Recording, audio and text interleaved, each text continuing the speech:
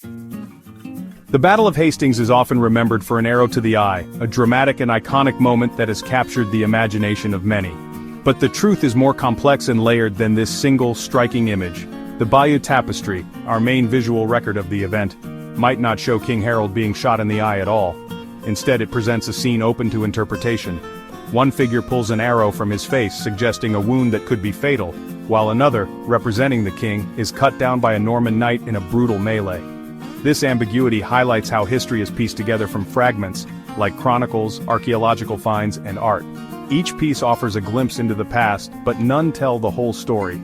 The death of King Harold Godwinson was pivotal in the Norman conquest of 1066, a turning point that reshaped the course of English history. The uncertainty surrounding his death forces us to question simple narratives and appreciate the detective work involved in understanding history. Historians must sift through layers of evidence, each piece adding to the complex mosaic of the past. In 1066, Halley's Comet was seen as a powerful omen, foretelling upheaval and change. Its appearance in the sky was interpreted as a sign of divine intervention. For King Harold, it was a terrible portent over his kingdom, a celestial warning that his reign was in jeopardy. These beliefs shaped morale and decisions, adding cosmic drama to human conflict. Soldiers and leaders alike looked to the heavens for signs, their fates seemingly written in the stars. The comet, the contested crown, and competing claims created a perfect storm of ambition and rivalry. The struggle for power was not just a matter of military might, but also of perceived destiny. The events of 1066 were driven by ambition, loyalty, and betrayal. Viewed through the lens of prophecy and fate, alliances were forged and broken, each decision influenced by the belief in a higher power guiding their actions. Hastings was not just a military account but a human drama with the heavens as a backdrop. The battle was a culmination of earthly ambitions and celestial signs, a story written in both blood and stardust. The story of Hastings is a compelling puzzle with missing pieces, each fragment offering a tantalizing hint of the full picture. As we piece together the past, we are reminded of the intricate tapestry of history, woven from both fact and legend. The stage for the legendary Battle of Hastings was set in the cold, uncertain days of January 1066, a time when the fate of England hung in the balance and the future of the nation was anything but secure. King Edward the Confessor, the last of the old Anglo-Saxon line, died without leaving an heir, plunging the kingdom into a crisis of succession. His death left a power vacuum at the very heart of England, and the question of who would wear the crown became a matter of life and death. The Witan, England's Council of Nobles, quickly crowned Harold Godwinson as king. Harold was a powerful nobleman and a proven leader, but his claim was immediately contested. He was not the only one with ambitions for the throne, and his coronation set off a chain reaction across Europe. Across the Channel, William, Duke of Normandy, insisted that Edward had promised him the English crown years before. William believed his claim was legitimate, and he was determined to enforce it by any means necessary. William also claimed that Harold had sworn a sacred oath to support his claim, an oath made on holy relics, which in the medieval world was considered unbreakable and binding before God. Using the supposed betrayal, William appealed to the Pope, who granted his blessing and turned William's invasion into a holy crusade. This gave William not just political legitimacy but also religious authority, rallying knights and soldiers from across Normandy and beyond. Meanwhile, in the cold north, the legendary Viking king Harald Hardrada of Norway saw his own opportunity. Allied with Tostig Godwinson, Harold's exiled brother, Hardrada prepared to launch a daring invasion, hoping to restore Viking rule to England. England now faced not one but two formidable invasion threats: Norman forces gathering in the south, and a Viking fleet preparing to strike from the north. The kingdom was surrounded, its people bracing for war on two fronts. The Vikings landed in the north while the Normans prepared to cross the Channel. England was caught in a deadly pincer, with enemies closing in from both directions. Harold Godwinson now faced the greatest challenge of his life, defending his kingdom against two of the most feared military leaders in Europe, each commanding battle-hardened armies.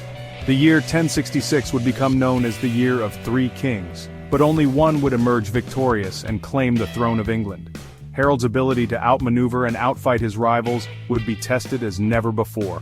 Every decision, every march, every battle could mean the difference between victory and utter defeat. The power struggle for the English crown was not just a political contest, but a brutal and dangerous game of survival in a world where alliances shifted and betrayal was always a possibility. Harold was respected by his men and admired for his courage, but he knew that the fate of his realm, and perhaps the future of England itself, rested on his shoulders alone. As armies gathered and the storm of war approached, the destiny of a nation would be decided by the strength, resolve, and leadership of one man. Before facing William, Harold had to deal with a significant threat from the north. The Viking king, Harald Hardrada, and Harold's own brother Tostig had joined forces to invade England. Harold swiftly gathered his forces and marched north to confront this new danger. His determination and leadership were crucial in this moment of crisis. In September 1066, Hardrada and Tostig landed with a formidable Viking fleet, their longships cutting through the waters and arriving on English shores with a sense of impending doom. They quickly defeated a local army at Fulford, forcing the city of York to surrender. The Vikings seemed unstoppable, their reputation for ferocity preceding them. But Harold was not one to back down. He marched his troops north at an incredible speed, covering 185 miles in just 4 days. This remarkable feat of endurance and strategy caught the Vikings off guard. The Vikings, caught by surprise at Stamford Bridge, were unprepared for the sudden onslaught. Their camp was in disarray, and they struggled to organize a defense. The battle on September 25th was brutal and bloody.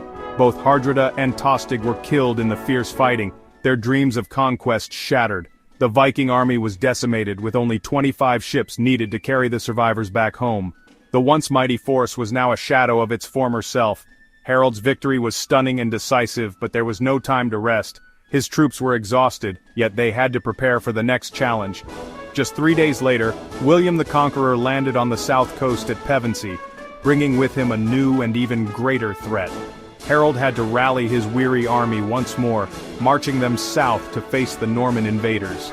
The fate of England hung in the balance. The Battle of Stamford Bridge was a defining moment in English history, showcasing Harold's leadership and the resilience of his army. But the struggle for the throne was far from over. Harold's swift action and remarkable leadership during these critical days would be remembered for centuries, a testament to his determination and courage in the face of overwhelming odds. With news of the Norman landing, Harold faced another grueling march. His soldiers were tired and depleted from Stamford Bridge. Harold gathered fresh troops in London but couldn't wait long.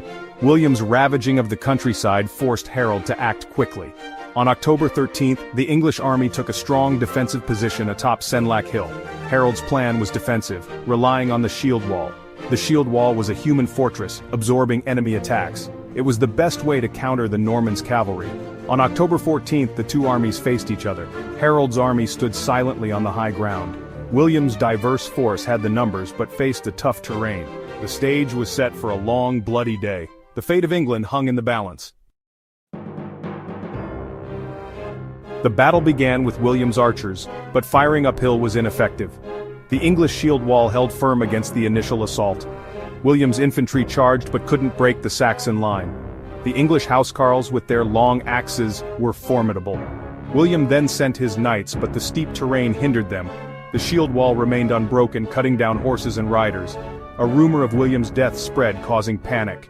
William rallied his troops, showing he was alive. He noticed English soldiers breaking formation to chase fleeing Bretons.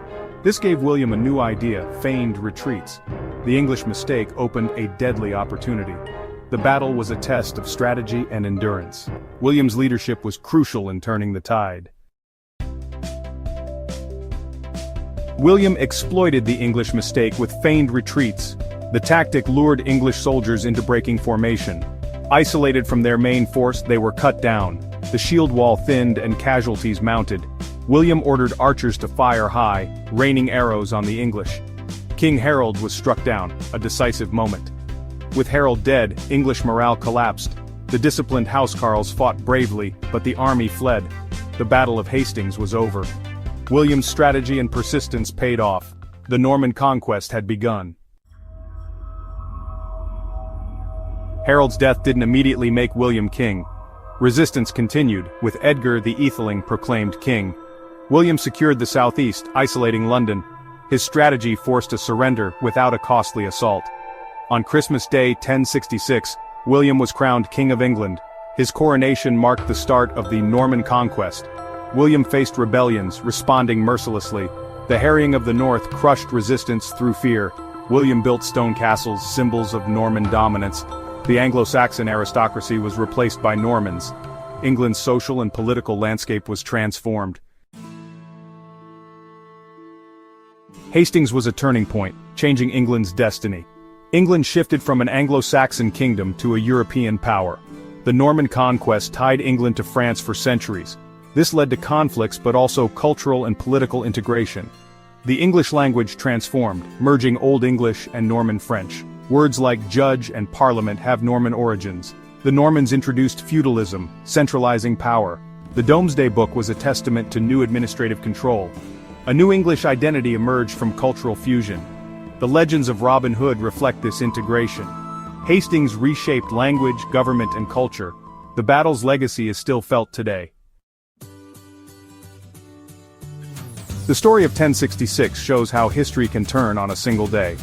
A different outcome at Hastings would have changed Britain's path. The battle was a drama of leaders, decisions, and consequences. History lives on in our language and landscape. Exploring these moments makes history vital and full of lessons. The Battle of Hastings teaches us about strategy and culture. It connects us to the people of the past. The battlefield is a reminder of history's presence. Every ancient site has a story to tell. The past is an endless adventure, full of surprises. Our exploration of history has only just begun.